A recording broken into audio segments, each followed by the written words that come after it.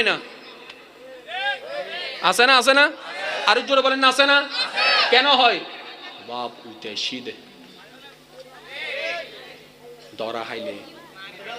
আর এখন আমাদের মনে একটা ফিলিং চলে আসলে, ধরা খাইছি তো কি হয়েছে,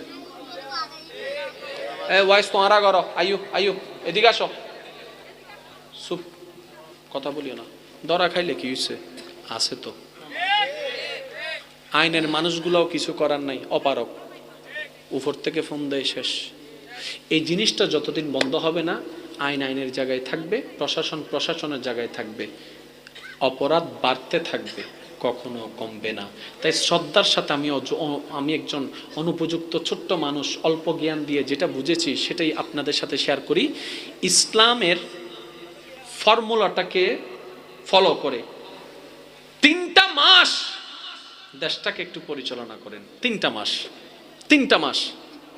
এরপর যদি ফলাফল ভালো না আসে, দরকার হলে ইসলামের আইন আর দরকার নাই। ইসলামের আইন বললে অনেকে খেপে যায়, আরে ভাই ইসলামটা কি? এটা একটা ধর্ম, এটা একটা সাজেশন, এটা একটা পরামর্শ।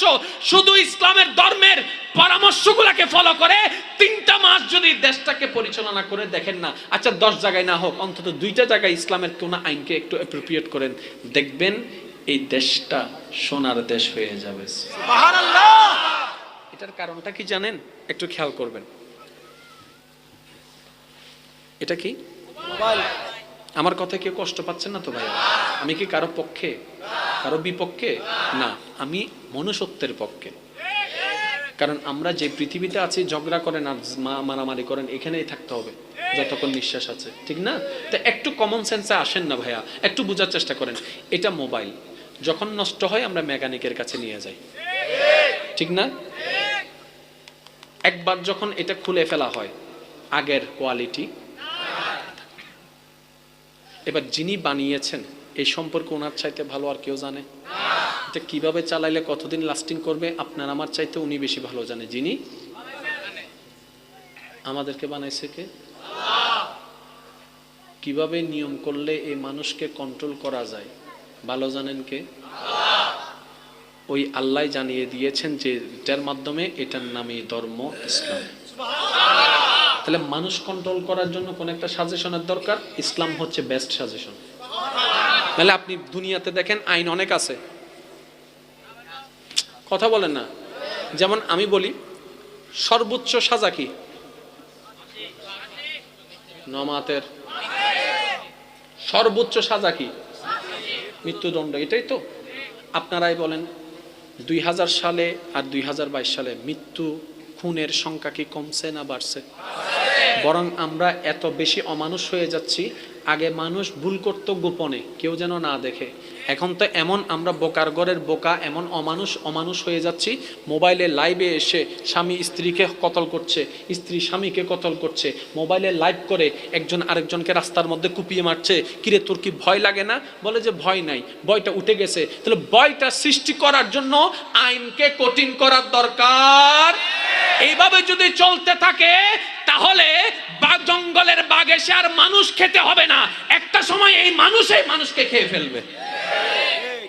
আমার কথা কষ্ট লাগলো, কিছু করার নাই ভাই।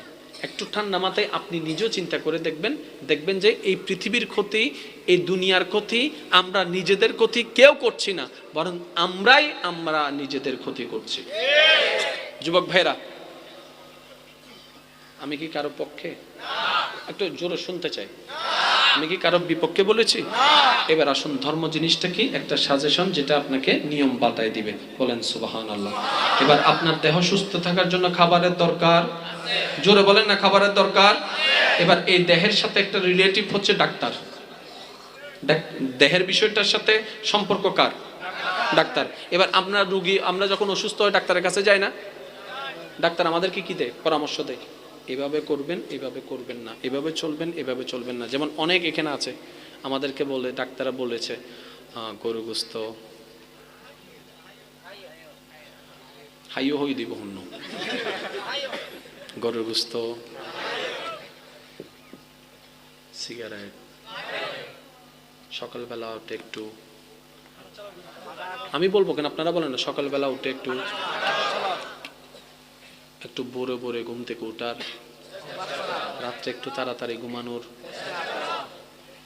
তারপরে আপনার কি জানি বলে আরো অনেক কিছু নিয়ম দেয়, যেমন চিনি বেশি। ডাক্তার এগুলো কেন বলছো? তোর দেহের ভালোর জন্য বলছি, ঠিক না? ইসলামও ঠিক এরকম। এবার দেহ ভালো থাকার জন্য খাবারের দরকার। এখন আপনার তো কোটি টাকা, খাবারের তো কোনো অভাব নাই, পুরা টেবিল ভর্তি খানা। এবার আপনি গেলেন, এবার ডাক্তারকে জিজ্ঞেস করলেন, ডাক্তার মশাই কিভাবে খাবো, কিভাবে খেলে আমার শরীরের জন্য ভালো হয়? ডাক্তার একটা সাজেশন করে দিবে এবং আপনাকে কিছু খাবার নির্ধারণ করে দিবে, এটা খেও, এটা খেও না, এটা খেও, এটা খেও না। বড় মজার বিষয় কি জানেন, এই পর্যন্ত যত ডাক্তার যেই সব খাবার নিষেধ করেছে মানব দেহের ক্ষতি বলে, 1450 বছর আগে ইসলাম ওই খাবারগুলাকে নিষেধ করে দিয়েছে।